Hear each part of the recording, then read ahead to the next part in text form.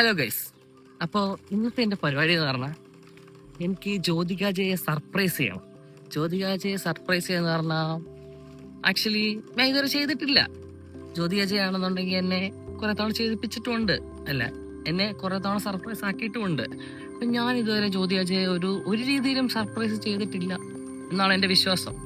അപ്പോൾ ഞാനും ജ്യോതികാജയുടെ തന്നെ കൂട്ടുകാരിയായ ജ്യോതിയും കൂടെ ചേർന്നിട്ട് ഒരു സർപ്രൈസ് കൊടുത്താലോ എന്ന് പ്ലാൻ ചെയ്യുന്നുണ്ട്. പക്ഷെ അവൾക്കത് എത്രത്തോളം സെറ്റാവുമെന്ന് അറിയത്തില്ല, അവൾക്കത് ഇഷ്ടപ്പെടുമെന്ന് അറിയത്തില്ല, ഒന്നും അറിയത്തില്ല. എന്നാൽ പോലും എനിക്കൊരാഗ്രഹം, അവളുടെ ബർത്ത്ഡേ ആണ്. ബർത്ത്ഡേക്ക് ആക്ച്വലി എൻ്റെ പൈസ ഒന്നുമില്ല, ഞങ്ങൾക്ക് നല്ലൊരു ഗിഫ്റ്റ് കൊടുക്കാനൊന്നും പറ്റണില്ല. ഞങ്ങളെല്ലാം കൂടെ ഡിസ്കസ് ചെയ്തിട്ട് ഒരു ഹാമ്പറൊക്കെ സെറ്റാക്കിയിട്ടുണ്ട് ഗൈസ്. ജ്യോതിയാണ് ഇതിൻ്റെ മാസ്റ്റർ പ്ലാൻ. ഞാൻ മാത്രമല്ല ഗൈസ്, ജ്യോതികാജ ഒഴിച്ച് ബാക്കി ഞാൻ മാത്രമല്ല ഗൈസ് ജ്യോതികാജയെ ഒഴികെ ബാക്കി എല്ലാവർക്കും അറിയാം. ജ്യോതി വരുന്നുണ്ട്, മീൻസ് ആതിര ചേച്ചിക്ക് അറിയാം, അച്ചാച്ചനറിയാം, എല്ലാവർക്കും അറിയാം. അപ്പോൾ നമുക്ക് നൈസായിട്ട് പോയി അവൾ എഴുന്നേൽക്കുന്നതിന് മുന്നേ അവിടെ ചെന്ന് പോയി ഒന്ന് ഇരിക്കണം.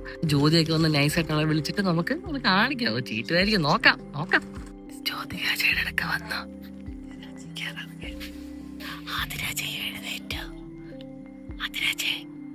ഹലോ, ജ്യോതിക്കേണ്ടി വെയിറ്റിംഗ്.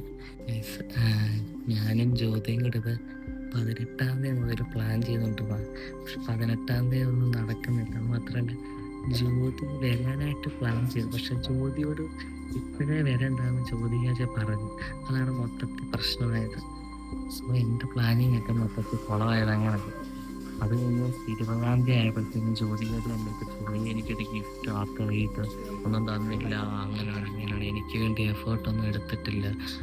ഇതൊക്കെ ഇങ്ങനെ മനസ്സിൽ കിടന്ന് എനിക്ക് ഭയങ്കര വിഷമമായിരുന്നു ഗൈസ്. പക്ഷെ ഞാൻ 18-ാം തീയതി മുതൽ ഓരോന്നൊക്കെ ഇങ്ങനെ പ്ലാൻ ചെയ്യുന്നുണ്ടായിരുന്നു. ഒന്നും നടന്നില്ലടാ. പിന്നെ എന്തായാലും നടത്തണം. തിരുവനന്തപുരത്തുനിന്ന് വരുന്നുണ്ട്. ജ്യോതി ഇവിടെ വന്നിട്ടുണ്ട്. വെളിയിൽ ഇറക്കിയേക്കുക. ജ്യോതികാജ എപ്പോഴും ഉറക്കം എഴുന്നേറ്റിട്ടില്ല.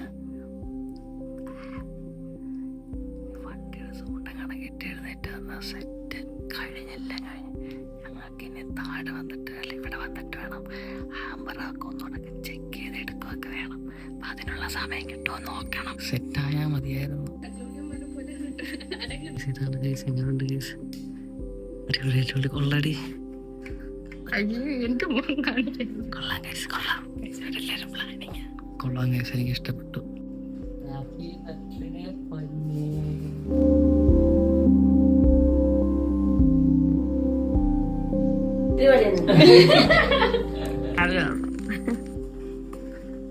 എന്താ കമ്മലാണോ? കമ്മല്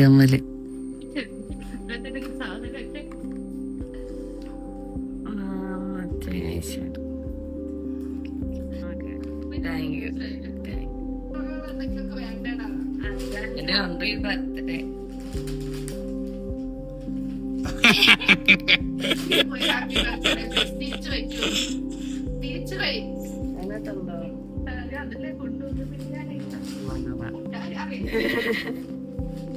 കൊള്ളാം.